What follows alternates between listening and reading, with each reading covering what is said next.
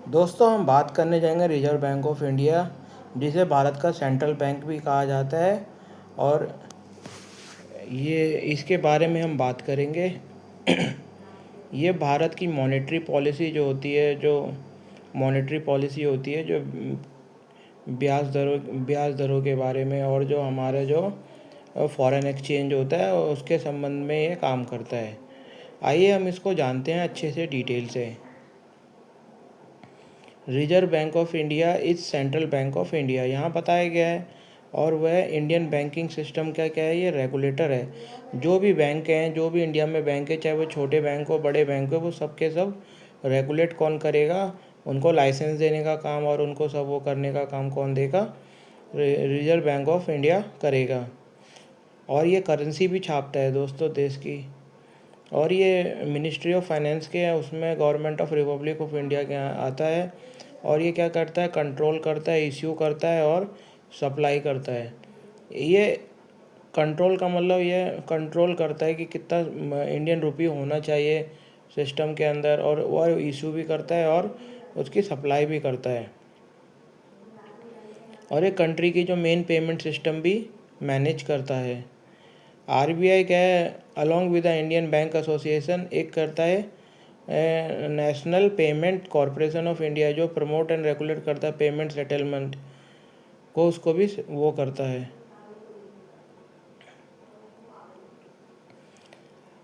Monetary policy जो होता है दोस्तों, ये यहाँ पे क्या है, ये इसमें क्या होता है, इसमें ये repo rate, reverse repo rate और तरह तरह तरह तरह के वो जो होता है कि लिक्विडिटी सिस्टम में कितनी होनी चाहिए, उसके बारे में भी यह डिसीजन लेता है। अभी जो करंट हमारे जो इसमें जो गवर्नर हैं, अभी है संजय मल्होत्रा गवर्नर हैं दोस्तों। अगर हम इसकी बात करें तो इसकी हिस्ट्री की बात करें, 1928 में इसकी ग्राउंड वर्क तैयार हुआ था for Reserve Bank of India Act का, 1934 का, जो कि कंसीडर अम्बेडकर रिकमेंडेशंस थी। His advocacy for manage currency system and independent central bank to regulate, उन्होंने एक अपनी एक वो बताई थी कि हमारे एक मैनेज होनी चाहिए, करेंसी सिस्टम होना चाहिए और एक इंडिपेंडेंट सेंट्रल बैंक होना चाहिए, ताकि वो रेगुलेट कर सके क्रेडिट एंड कंट्रोल कर सके इन्फ्लेशन, जो कि इन्फ्लुएंस हो आरबीआई। और उसने इन सब चीज़ों को इन्फ्लुएंस किया आरबीआई, और आरबीआई को इस्टेब्लिश किया 1935 में। Ambedkar was very critical of British colonial financial policy, वो क्या है, हमेशा जो अम्बेडकर जो थे वो है ना, ब्रिटिश कॉलोनियल फाइनेंशियल पॉलिसीज़ जो थी उनकी हमेशा विरोधी थे। Particularly the instability cause by silver standard, जो अस्थिरता आती थी उस समय पे सिल्वर के स्टैंडर्ड की वजह से। उन्होंने क्या किया, उन्होंने प्रपोज किया एक स्टेबल मॉनेटरी फ्रेमवर्क, एक तरीके का मॉनेटरी फ्रेमवर्क बनाया जाए जो स्टेबल हो। और उन्होंने क्या किया, एम्फेसाइज किया the need for the financial inclusion की नीड एंड इंश्योर का equitable access to banking services. और उन्होंने कहा कि इक्विटेबल बराबरी की एक्सेस होना चाहिए बैंकिंग सिस्टम में। His economic principle continues to influence financial policy and central banking regulation. Reserve bank जो है ना इस्टेब्लिश किया गया 1934 में under reserve bank India act. Though privately owned initially it was nationalised in 1949, हालांकि जो बैंक जो थे वो पहले प्राइवेटली ओन थे, लेकिन उन्हें नेशनलाइज कर दिया 1949 में, और जिसे financial ministry of finance govern करती थी।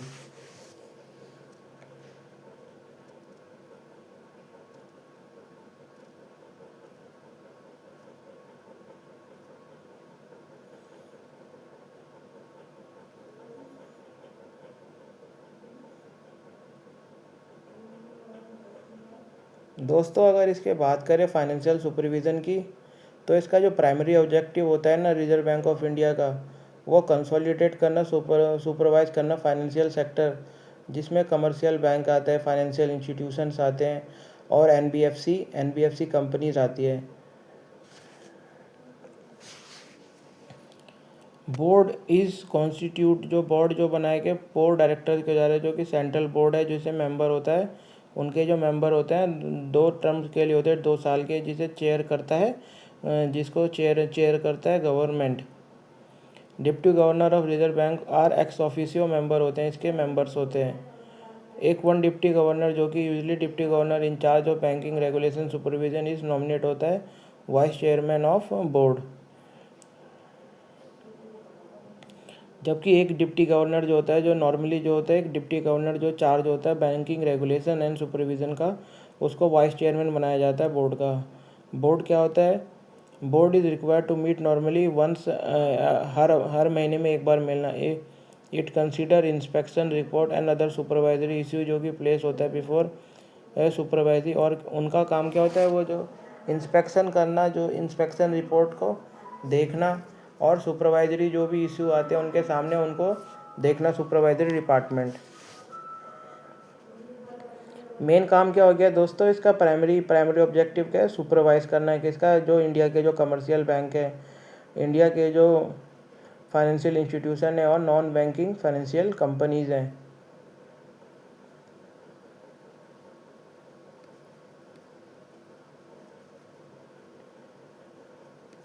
As a regulator and supervisor of Indian banking system, इसका जो दूसरा काम क्या होता है? Regulator and supervisor of financial system. इसका काम क्या होता है? ये इंश्योर करता है फाइनेंशियल स्टेबिलिटी, हमारे देश में फाइनेंशियल स्टेबिलिटी है, and public confidence in banking, financial stability होना और उसके साथ साथ पब्लिक का कॉन्फिडेंस होना बैंकिंग सिस्टम में। ये क्या करता है? प्रिस्क्राइब करता है, पैरामीटर्स बताता है बैंकिंग ऑपरेशन से, जिसकी वजह से कंट्री का जो banking and financial system function करता है। ये ऐसा पैरामीटर्स बताता है जिससे जो इंडिया का जो कंट्री का जो फाइनेंशियल सिस्टम है वो कैसे जो काम करेगा, वो तरीका बताया जिससे बैंकिंग और उसके साथ साथ जो नॉन बैंकिंग और फाइनेंशियल इंस्टीट्यूशन है वो कैसे काम करेंगे। और इसका एक और ऑब्जेक्टिव होता है, इसका ऑब्जेक्टिव होता है मेंटेन करना पब्लिक कॉन्फिडेंस सिस्टम में, लोगों के बीच में पब्लिक कॉन्फिडेंस डालना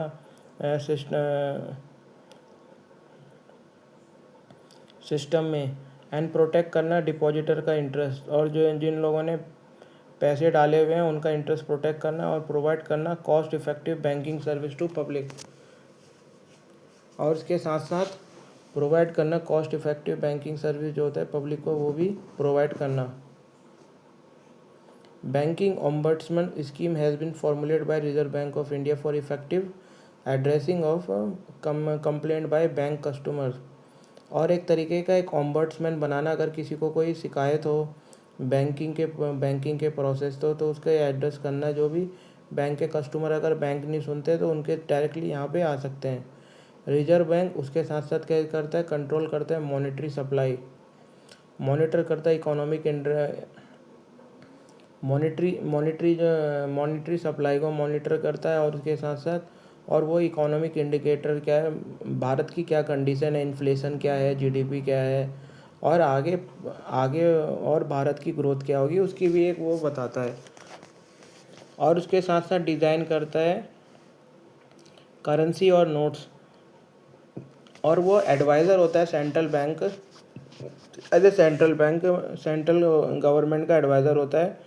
और वह जो फॉरेन एक्सचेंज जो भी इंडिया में आता है उसको मैनेज भी वो करता है, वो बाय और सेल भी करता है, और जब भी अगर किसी बैंक्स को ज़रूरत होती है तो वो सप्लाई करता है।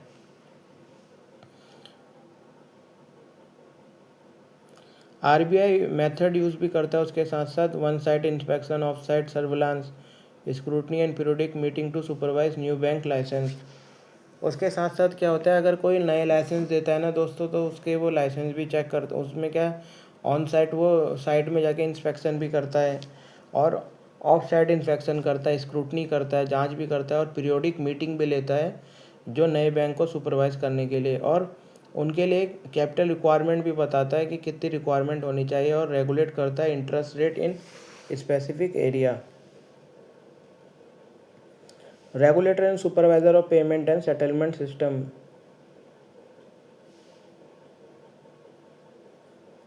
दोस्तों ये मैंने आपको पहले पढ़ा है, सेंट्रल बैंक क्या करता है? मैनेज करता है different goal of foreign exchange management. There objective is to facilitate करना एक्सटर्नल ट्रेड एंड पेमेंट। वो जो एक्सटर्नल ट्रेड, जो बाहर में जो ट्रेड हो रहा है, अगर कोई हमें बाहर ट्रेड करना है, इंडिया से बाहर होकर कोई करना है और पेमेंट करनी है, एंड प्रमोट करना ऑर्डरली डेवलपमेंट, मेंटेन करना foreign exchange market in India, ये इसका काम भी होता है दोस्तों। करेंसी भी ये इशू करता है। रिजर्व बैंक बोलता है सेंट्रल बैंक, जहाँ पे कमर्शियल बैंक जो होते हैं ये इसके अकाउंट होल्डर्स होते हैं। वो क्या होते हैं? इसके अकाउंट होल्डर। जैसे हम अकाउंट होल्डर होते हैं ना बैंकों के, तो रिजर्व जो बैंक होते हैं वो उनके अकाउंट होल्डर होते हैं, और वो डिपॉजिट करते हैं वहाँ मनी। जो सारे बैंक होते हैं अपना पैसा कहाँ डिपॉजिट करते हैं? रिजर्व बैंक के पास। आरबीआई जो होता है ना, उनके banking account of all maintain करता है, उनके banking account of all schedule bank. Commercial bank जो होते हैं क्रिएट करते हैं क्रेडिट, और कमर्शियल बैंक जो होता है ना वहाँ से उधार भी लेते हैं। ये ड्यूटी होता है रिजर्व बैंक टू कंट्रोल करना क्रेडिट थ्रू सीआरआर के जरिए, रेपो रेट के जरिए, ओपन मार्केट ऑपरेशन के जरिए। ये मैं इसके बारे में अलग से आपको बताऊंगा।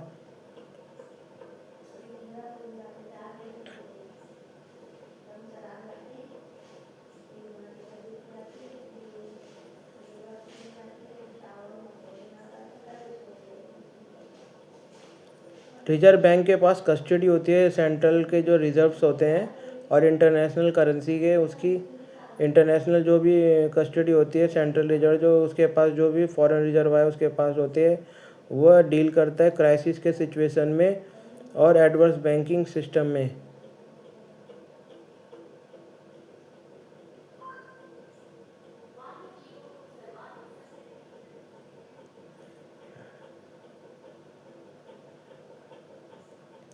Banker and debt manager to government. जैसे कि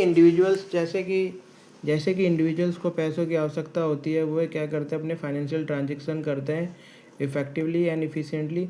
government also need a bank. Government को भी आवश्यकता होती है एक बैंक की जो उसके फाइनेंशियल ट्रांजेक्शन्स को करे। रिजर्व बैंक क्या करता है? इस पर्पस को करता है गवर्नमेंट ऑफ इंडिया के लिए। गवर्नमेंट को कहा जाता है banker to government, and perform करता है मर्चेंट बैंकिंग, और वह मर्चेंट बैंकिंग फंक्शन परफॉर्म करता है for central and state government के। As a banker to government of India, जो बैंकर होता है ना इंडिया का, आरबीआई मेंटेन करता है। आरबीआई सेंट्रल गवर्नमेंट के जो है ना अकाउंट मेंटेन करता है और रिसीव करता है पेमेंट, और मेक करता है payment out of these account.